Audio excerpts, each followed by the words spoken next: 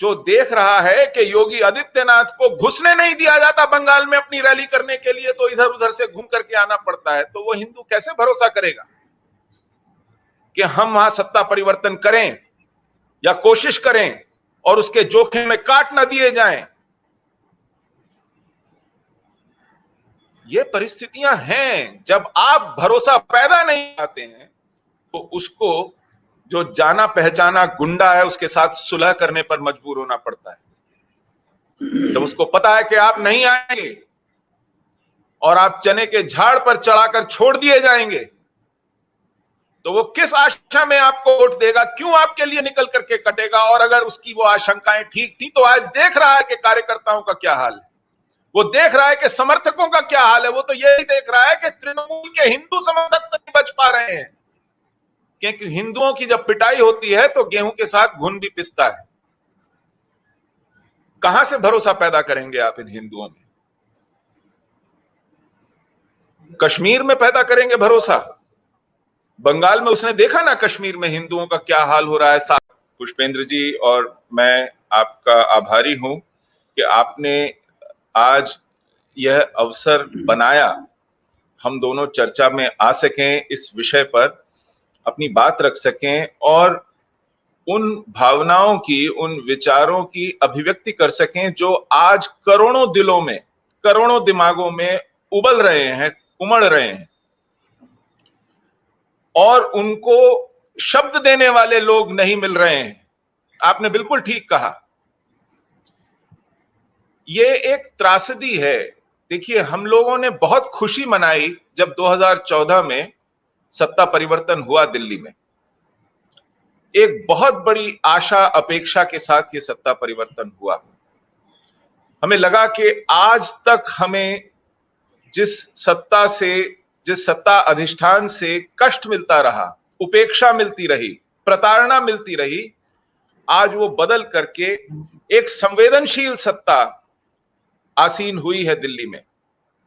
और पिछले 6-7 वर्षों में अच्छे निर्णय हुए, बहुत कुछ सुधरा, लेकिन एक बहुत बड़ा नुकसान हुआ।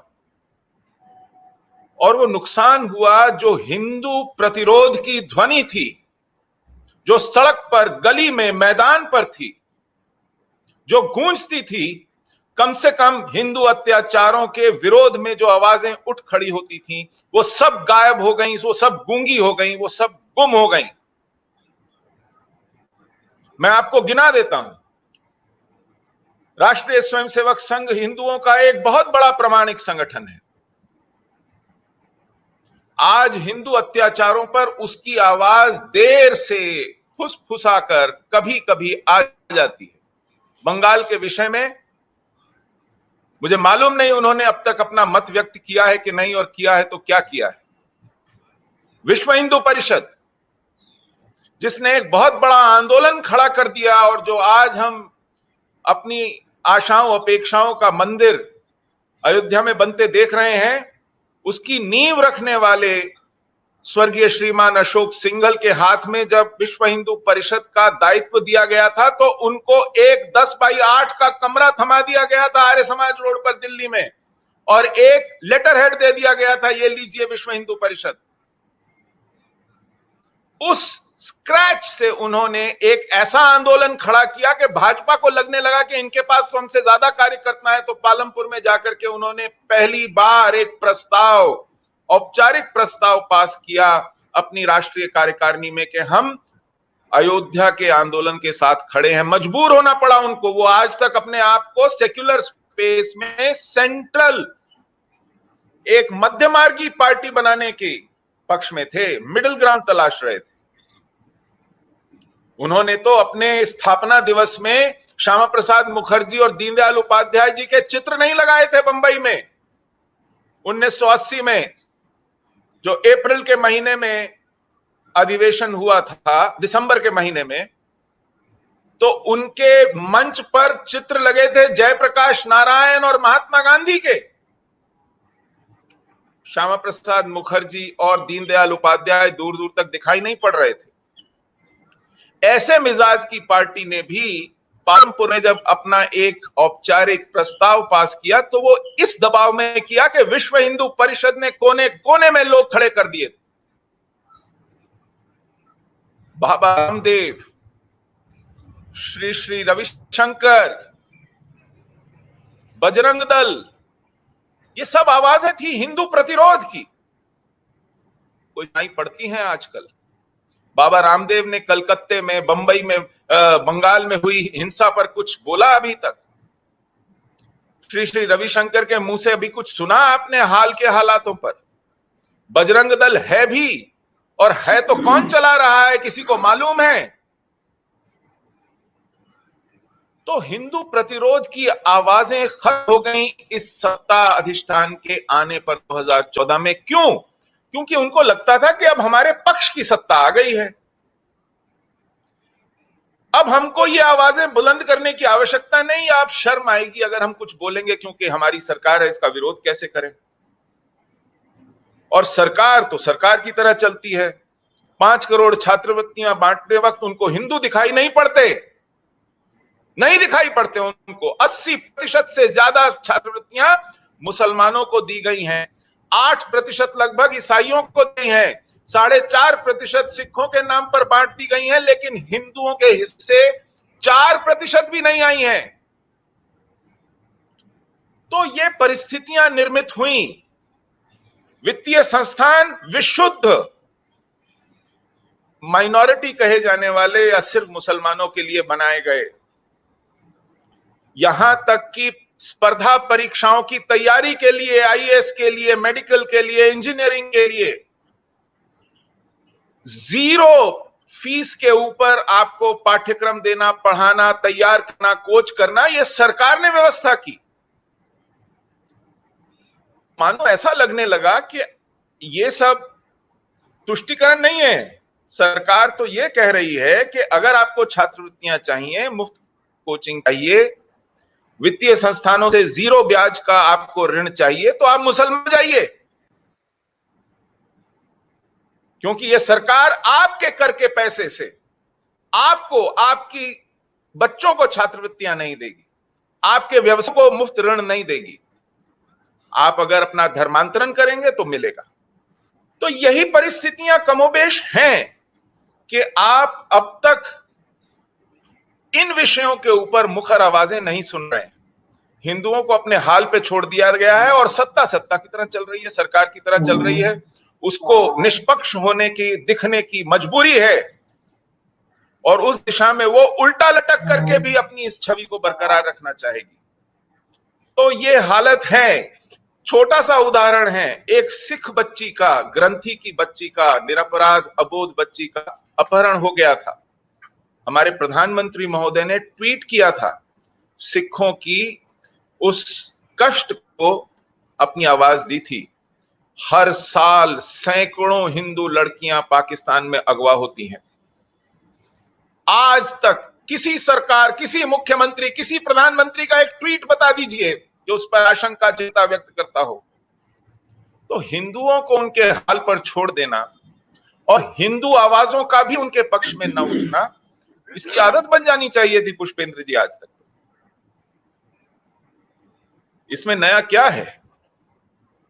आप जगाने निकले हैं तो अब लोगों को दिखाई पड़ता है, अब लोगों को समझ आता है, क्योंकि अब तक तो आप जैसी आवाजें भी नहीं थी, तो ये विषय तो कहीं प्राथमिकता में आते ही नहीं थे।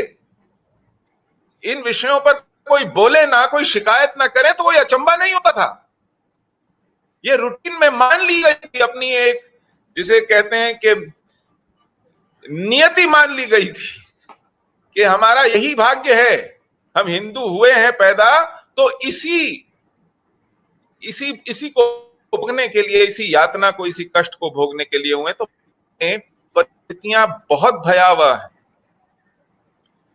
बंगाल में मैं 1 मिनट और लूंगा। कई बार लगता है कि हिंदू संगठन के इतने आग्रह के बाद भी वहां सत्ता परिवर्तन हम नहीं कर पाए, तो हमें भीतर झांकने की जरूरत है। वो हिंदू जो आज दशकों से, पीढ़ियों से वहां त्रासदी झेल रहा है, जो अभी वहां पर विभाजन का दंश तक झेल रहा है और घुसपैठ का दंश झेल रहा है, वो हिंदू जब देखता है कि हमारी आर्मी की कन्वॉय स्टेट गवर्नमेंट रोक रही है और केंद्र कुछ नहीं कर पा रहा है, तो वो क्या भरोसा जताएगा? जब वो देखता है कि केंद्र द्वारा भेजी गई सीबीआई की टीम को वहां की लोकल पुलिस अरेस्ट करती है और कोई कुछ नहीं कर पाता है, तो वो क्या भरोसा करेगा? देखता है कि हमारे गृह मंत्री के हेलीकॉप्टर को नहीं उतरने दी जाता वहां की सरकार द्वारा, और सरकार कुछ नहीं करती, केवल निंदा करके रह जाती है, शिकायत करती दिखाई पड़ती है, तो कैसे भरोसा करेगा? वही जो देख रहा है कि योगी आदित्यनाथ को घुसने नहीं दिया जाता बंगाल में अपनी रैली करने के लिए, तो इधर उधर से घूम करके आना पड़ता है, तो वो हिंदू कैसे भरोसा करेगा कि हम वहां सत्ता परिवर्तन करें या कोशिश करें और उसके जोखिम में काट ना दिए जाएं?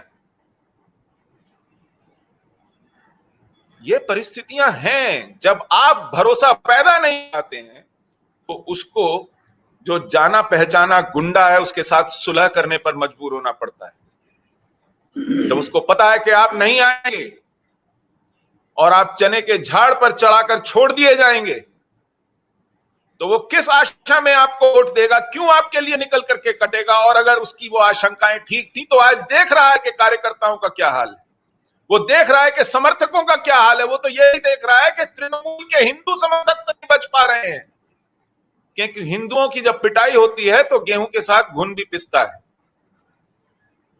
कहां से भरोसा पैदा करेंगे आप इन हिंदुओं में? कश्मीर में पैदा करेंगे भरोसा? बंगाल में उसने देखा ना कश्मीर में हिंदुओं का क्या हाल हो रहा है, 7 साल बाद भी वो नहीं लौट पा रहे हैं। क्या देख करके वो भरोसा करेंगे? तो ये कुछ प्रश्न हैं, यक्ष प्रश्न हैं, जो हमारे सामने मुंह बाए खड़े हैं। हिंदू किस पर भरोसा करे, किस आधार पर भरोसा करे, क्यों कर करे? अपने अनुभव से जो वो देख रहा है, सुन रहा है, भुगत रहा है, उसके विपरीत जाकर कहां वो अपनी आशा टिकाए? ये एक बहुत बड़ा प्रश्न खड़ा हो गया है। पुष्प, थोड़ा सा डाइग्रेस करूंगा। वीएस नैपॉल लिखते हैं कि ये कैसी मानसिकता है कि किसी सुंदर चीज को देखकर एक नॉर्मल सामान्य व्यक्ति कहता है कि ये मेरी हो जाए, है ना? कोई सुंदर वस्तु हो तो लोभ उत्पन्न होता है कि इसको मैं रख लूं। लेकिन ये कौन सी मानसिकता है कि किसी सुंदर भवन, किसी सुंदर वस्तु को देखकर आप उसे नष्ट करने पर तुल जाएं? ये किया सिकंदर बुद्ध शुकन ने मार्तंड के सूर्य मंदिर के साथ। आपको आश्चर्य नहीं होना चाहिए, क्योंकि अगर आप हम्पी जाकर के देखेंगे तो आपको वही मानसिकता दिखाई पड़ेगी। VS Naipaul 4th generation Caribbean Trinidad से चलकर अपने पूर्वजों की भूमि भारत आए थे मिड 60s में, कि मैं जाकर के देखूं कि मेरे पूर्वज किस देश में, किस समाज में रहते थे। और वो लिखते हैं कि जब मैं हम्पी आया तो मैं खड़ा होकर के रोता रह गया कि ऐसी कौन सी बर्बरता है जिसने मेरे देश और मेरे पूर्वजों की भूमि के साथ ऐसा किया है। उस पीड़ा से निकला उनका पूरा साहित्य। अ वुंडेड सिविलाइजेशन उन्होंने लिखा, एन एरिया ऑफ डार्कनेस उन्होंने लिखा, अमंग द बिलीवर्स उन्होंने लिखा। अगर आपको अंदाजा करना है कि कश्मीर की कहानी क्या है, 1 हफ्ता भटकल में रह आइए, बहुत दूर नहीं है यहां से।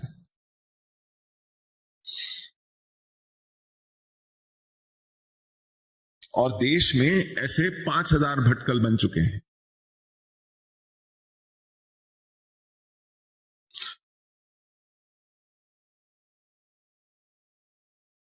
कैसे हुआ ये सब?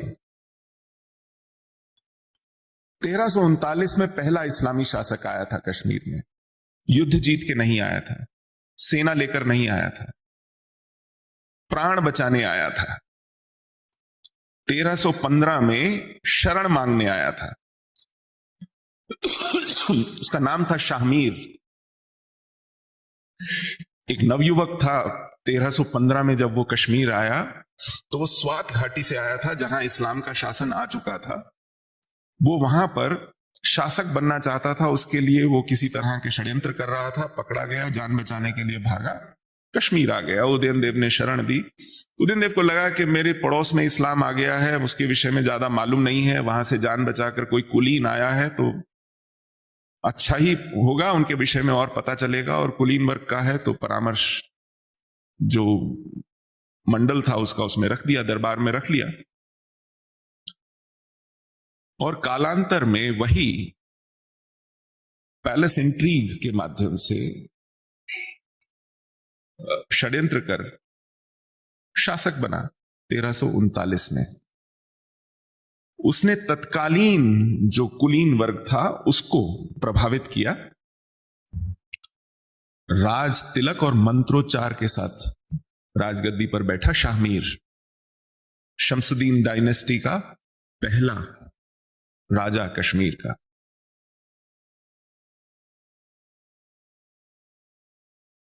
और उसके बाद 222 साल इस वंश ने शासन किया। 25 राजा हुए इन 222 सालों में। और उसके बाद आए चक, और उसके बाद आए मुगल, और उसके बाद आए पठान। लेकिन 1339 में जब वो राजा बना तो 1450 तक संस्कृत राजभाषा रही, क्योंकि कश्मीर संस्कृत की भूमि थी। वहां ब्राह्मण ही नहीं, आम लोग संस्कृत बोलते थे। बिल्हन कहते हैं, वही बिल्हन जिनका मैंने वर्णन किया, यहां चालुक्यों के प्रदेश में आए थे। उन्होंने लिखा है कि मेरे कश्मीर में धान रोपने वाली स्त्रियां संस्कृत में गाती हैं जब वो धान रोपती हैं। तो चार के साथ, राज तिलक के साथ राजगद्दी पर आसीन होते थे। 1450 के बाद उनकी हिम्मत बढ़ी, उन्होंने संस्कृत को हटा के पर्शियन को कोर्ट लैंग्वेज बनाया। क्योंकि तब तक जब एक राजा किसी मजहब को अपनाता है तो उसे उस मजहब को फैलाने में बहुत ज्यादा कुछ नहीं करना पड़ता। लेकिन कश्मीर में बहुत कुछ करना पड़ा, मार काट करनी पड़ी, मंदिर तोड़ने पड़े। 1405 में, यानी अभी संस्कृत राजभाषा थी, राजा था सुल्तान सिकंदर, उसका नाम पड़ा बुतशिकन। बुतशिकन पर्शियन में कहते हैं मूर्ति भंजक को। आप लोग अगर गूगल करें या कुछ कश्मीर गए होंगे, अनंतनाग में एक मंदिर है मार्तंड का सूर्य मंदिर, देखिए कितना भव्य है। उसे ललितादित्य ने बनवाया था 8वीं शताब्दी में। उस मंदिर को देख करके उसे तोड़ने का मन किया। थोड़ा सा डाइग्रेस करूंगा। वीएस नैपॉल लिखते हैं कि ये कैसी मानसिकता है कि किसी सुंदर चीज को देखकर एक नॉर्मल सामान्य व्यक्ति कहता है कि ये मेरी हो जाए, है ना। कोई सुंदर वस्तु हो तो लोभ उत्पन्न होता है कि इसको मैं रख लूं। लेकिन ये कौन सी मानसिकता है कि किसी सुंदर भवन, किसी सुंदर वस्तु को देखकर आप उसे नष्ट करने पर तुल जाएं। ये किया सिकंदर बुतशुकन ने मार्तंड के सूर्य मंदिर के साथ।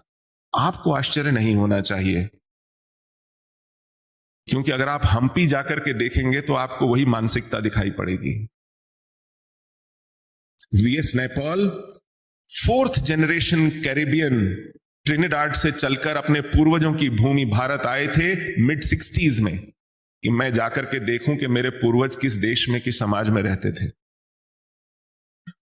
और वो लिखते हैं कि जब मैं हम्पी आया तो मैं खड़ा होकर के रोता रह गया कि ऐसी कौन सी बर्बरता है जिसने मेरे देश और मेरे पूर्वजों की भूमि के साथ ऐसा किया है। उस पीड़ा से निकला उनका पूरा साहित्य। अ वुंडेड सिविलाइजेशन उन्होंने लिखा, एन एरिया ऑफ डार्कनेस उन्होंने लिखा, अमंग द बिलीवर्स उन्होंने लिखा, जिसे आज से 10 साल पहले नोबेल पुरस्कार मिला। वो मार्तंड जाते तो इसी तरह रोते।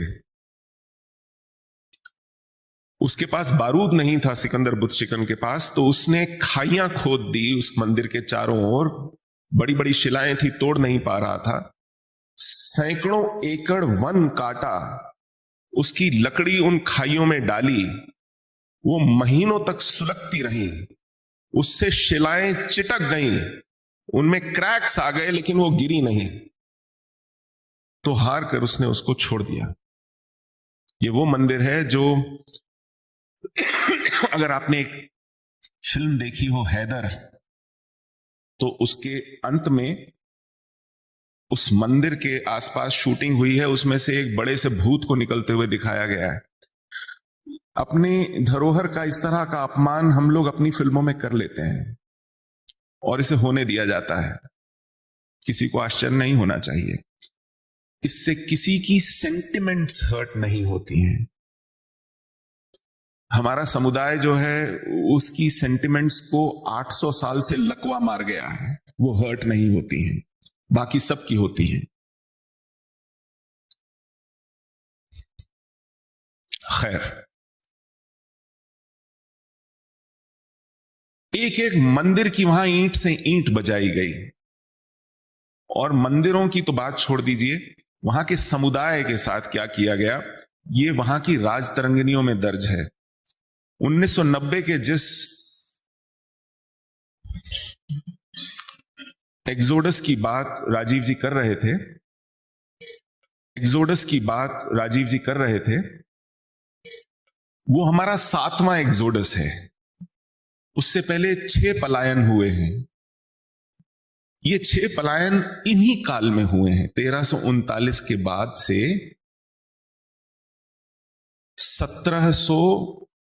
1819 तक।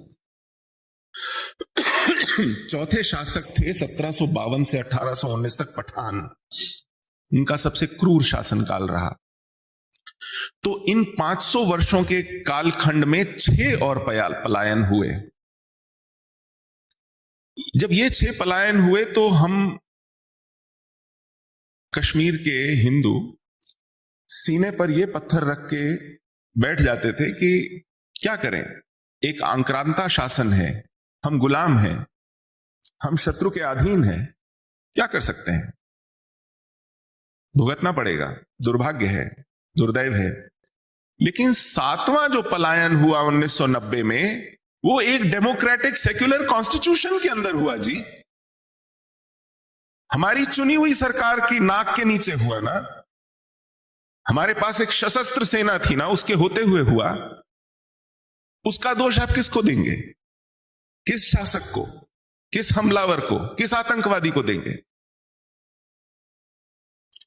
ये उस देश में हुआ जिसने कि यूनाइटेड नेशंस के ह्यूमन राइट्स को स्वीकार किया।